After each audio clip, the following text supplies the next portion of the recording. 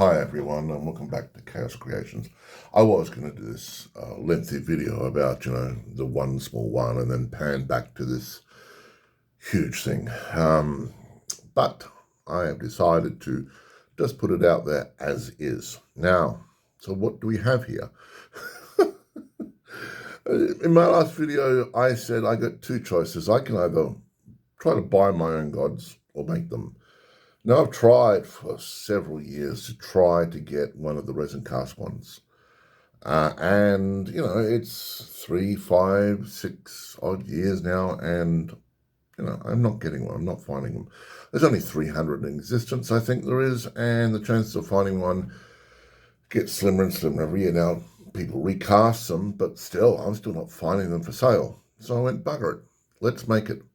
Now, according to Squidma, who I follow, and I really like his videos, and I'm jealous of how well he paints stuff. This gargant here is 3/4 of the size of the original resin one. I'm not too sure if that's true or not. I really can't remember. I remember seeing one once a long time ago in person, but I really can't remember how big it was. But he said this is like, 2/3 or 3/4 on the size. So realistically speaking, if I printed something at around about an extra 25%, I would have a proper gargant's size. So, I looked at those files and I thought, well, it's nice, but gargants are supposed to be huge, walking monstrosities. It's massive. So I thought, let's up the game a little bit. Let's just go silly and put it at 200% on top of whatever this is. So I came up with, and it wouldn't fit on the print, not even close. In fact, it was 6 pieces just for this base. And each foot took about 8 hours to print, my bad. And if you remember in previous videos, I had this. This head is actually too small. Too small for the head. This is printed at 175 and it needs to be at 200 plus that. So this is too small, which is quite disturbing. Yeah, the head alone will take a day and a bit to print. So that should tell you the sort of level of craziness I'm at. But wait, there is still more.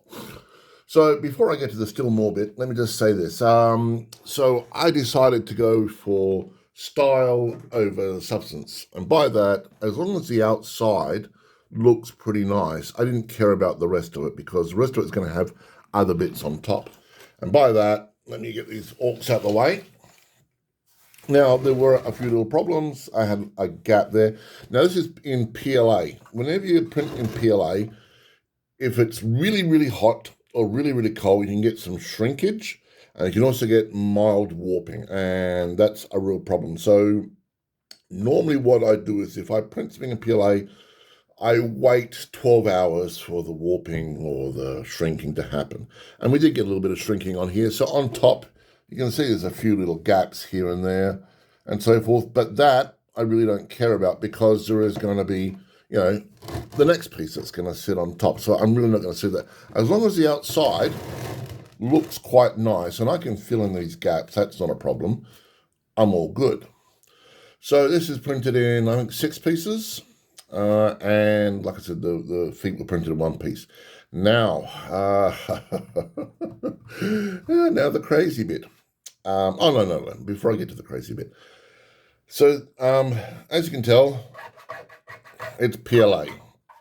Now, there are some techniques I can do that can get rid of this a little bit better and also stop some of these lines. It's called a putty primer. I think I've talked about it before. It's like a powder that you spray on cars to fill in gaps and so forth.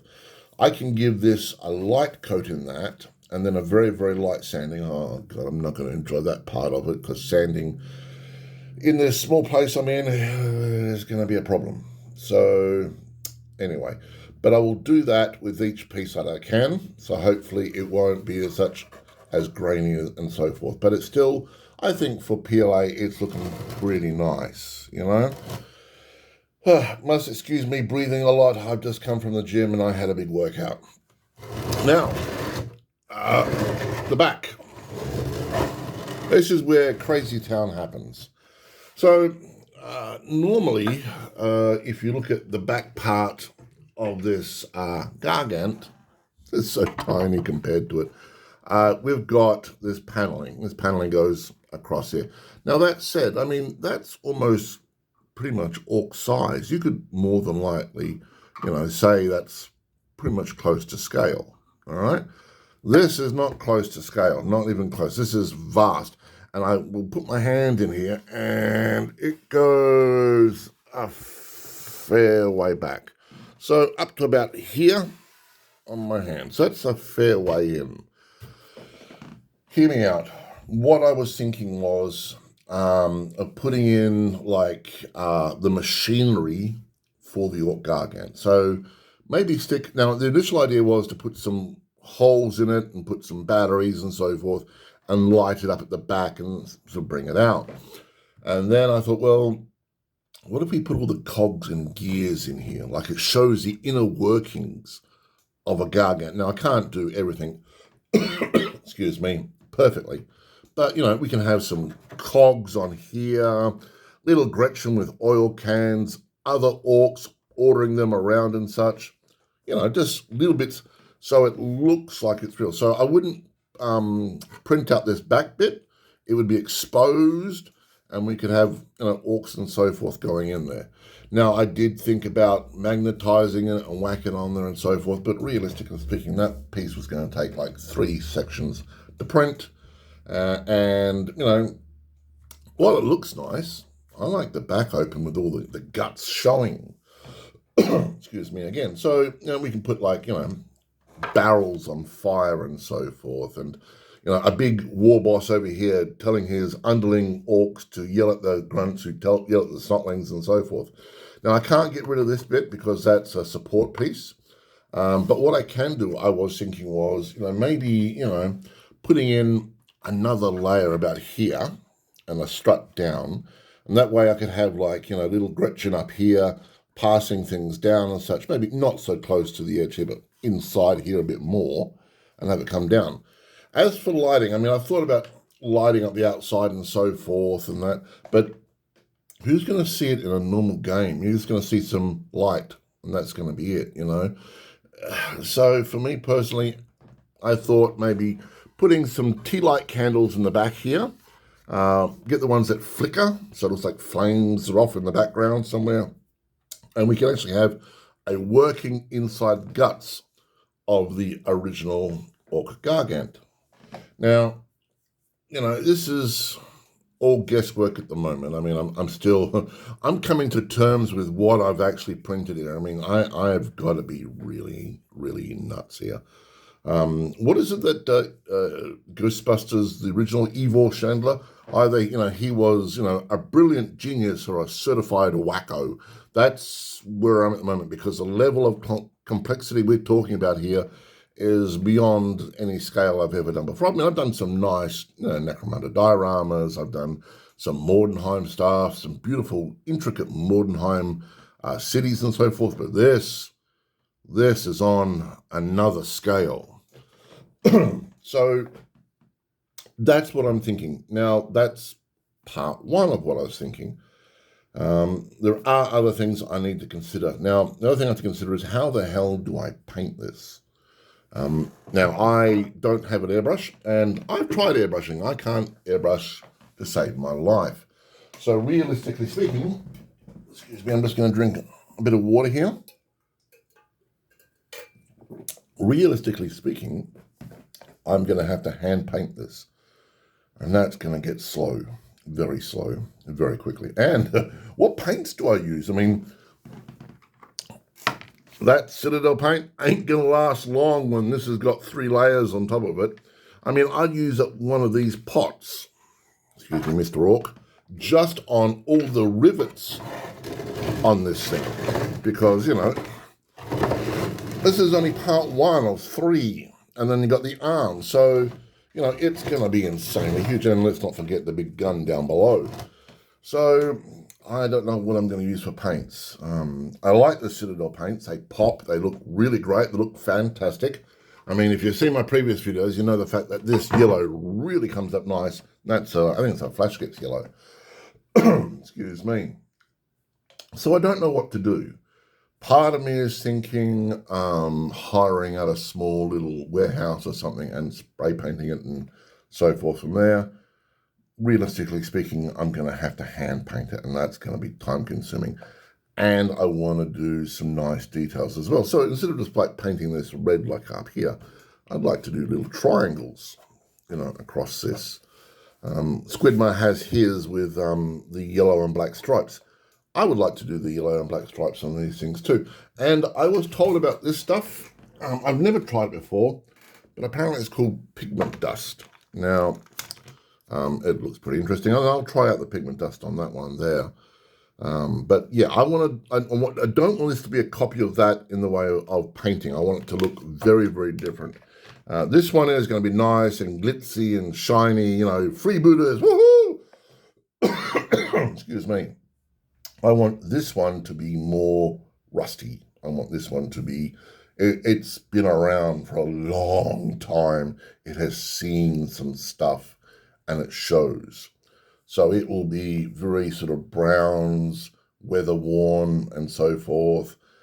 It will be, you know, looking old, like it's, you know, it's been through like 12 or 13 battles, massive and huge. But that said, I will have a little bit of orky fun. If anyone has ever seen The Simpsons, and who hasn't, there's a one where they come to Australia. Yay, Perth! So I've got these big boots. I'm thinking about putting the big booty like it has in the Australian episode, or on this one, you know, kick dis and so forth. So there will be a lot of graffiti on this gargant as well. So that's where I'm at the moment. Now, I've looked online. I have looked a lot online. I can't find anyone that's done a 3D print like this. I found some dude that had done his at 150%, but he didn't do the whole back bit. And don't get me wrong, I've seen some people do some beautiful mega gargants in wood and polystyrene and foam, and I saw a dude do an alt gargant similar to this size, and it was made of plastic art and so forth. Gorgeous, absolutely gorgeous. And if I could do that medium, I would, but I can't. 3D printing is what I've been doing for the last 12 or 13 years, so this is, you know, my medium. This is how I do my stuff. So what I'm thinking of doing is just printing it all out, get it all done. So I'll paint this one in the meantime and just put this to one side and let it build up. I'm doing the tummy, the middle torso, and the head. And after that, I'll start working on the arms. And the last thing I'll do is the big gun down here. And I've bought 10 rolls of filament. That should be enough, hopefully. If it takes more than 10 rolls of filament, I'm in some serious trouble. Problem is that the filament these days is just getting more expensive. It's just disturbing. But that said, this is a lifelong project for me. I am building my own idol to Mork and Gork. Now, you have any questions, just ask. This is going to be a long project. So this is going to be, you know, turning up, hey, I've done this, and hey, I've done that. In the meantime, I'm just going to paint this up. And I love that I have this small one because I can use this as a sort of template. I can go, all right, well, I need to do this, this, and this, that. Oh, I've got this there. What can I do that there? You know, so for me, it's absolutely gorgeous. Now, the big problem I found out was this. I made a stupid mistake. The gun is not glued in. The gun can move around and so forth. And same with the The only thing I did glue in is the feet, and that was a big mistake because I've got to carefully paint at the edge. I'd love to be able to just pop it out, paint it all up, pop it back in, and then glue it. Now, the feet don't do a lot, really. They're just there for more for show. So I wish I'd known that beforehand. So these feet will not be glued in. Well, I wouldn't glue these feet in anyway because they're absolutely massive. Okay, so bear with me. I'm trying to create something that's never been done on the internet, and I have looked. I spent a couple of days deep down rabbit holes, looking at links, looking at this, looking at that. I couldn't find anyone that's 3D printed one this big, so I'm the first. Yay! Oh Lord, what have I done? So that is going to be the project for a while. I still have the Necromunda stuff to do, but that is just me painting and then putting varnish and so forth. I don't. It was interesting. A couple of days ago, I spoke to a friend of mine, an old friend, and he said, you did a squig off, huge squig off. And I said, yeah. And you did it all in one print. I said, yeah, I did. You did a Titan, didn't you? I said, yeah, I did a couple of Reavers and a Warlord and tons of Warhounds, lots of. He said, you always like to print things big. And then I thought, son of a bitch, of course. Why am I not? I should be printing big, and that's where we are now. Now each piece, this is 6 pieces. Each piece took about a day to print. So a couple of quantum pieces took a little shorter time, but most of the big pieces took, I think it was like 18, 19 hours. And the back one there was 26, 27 hours. And this is all on a very fast printer, the Carbon X1. I was talking about electronics and so forth and drilling holes. The reason why I'm not doing that is I have made this part here and these 2 feet extra strong. So normally I print at 2 layers with an infill of around about 10 to 15. So it makes it pretty damn sturdy. This thing has 3 or 4 4 for these, 3 for that layer walls, and an infill of 20. So it is incredibly sturdy, really strong. And I've done that because this is going to have to support everything on top. So realistically speaking, I want this to be able to carry the weight. So drilling holes makes it incredibly difficult and very, very hard. So what I am tempted to do is, there's a couple of places like this one here. I don't know if it's supposed to be a porthole or what it's supposed to be, but I just want to stick a gun in it, to be honest with you. This one here, not really. It's sticking out enough as it is. And we have these, holes on the side.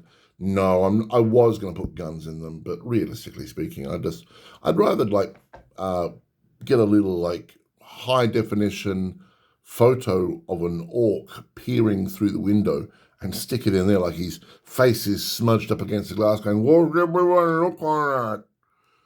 Anyway. So that's where I'm at. I would like input about what to do to the back. Would you like me to sort of put in extra layers and so forth and have lots of orcs? Now, I was thinking of putting another layer in there, just back here somewhere. Putting 2 cogs there, a couple of levers down here, another level up here with some Gretchen with oil cans, Gretchen with, spanners and so forth. I'm pretty sure they exist. I'm not 100% certain, but I'm sure I've seen Grotz and Gretchen with spanners in their hands and oil cans. I can't find any online, but I'm sure they exist. I've got to find some because they're perfect for this. Whew. So, yeah, I would like some input. Do you think the idea for this back is a good idea and have it all showing off? I mean, remember, there's going to be a top part will have as like a balcony, and I can have fist fighting going up there with cords coming down to here, maybe looping down and such with Gretchen halfway up and so forth. Size-wise, if my maths is correct, this will be just over or just under 2 feet tall once it's finished. But yeah, around 2 feet tall once it's all done.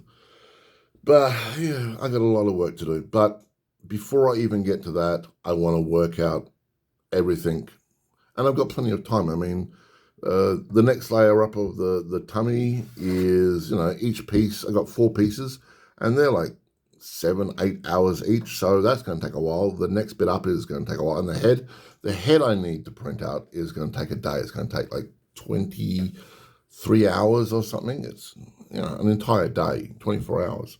So, and then I've got the arms to worry about, and they have to be cut into 4 or 5 pieces because they're so massive.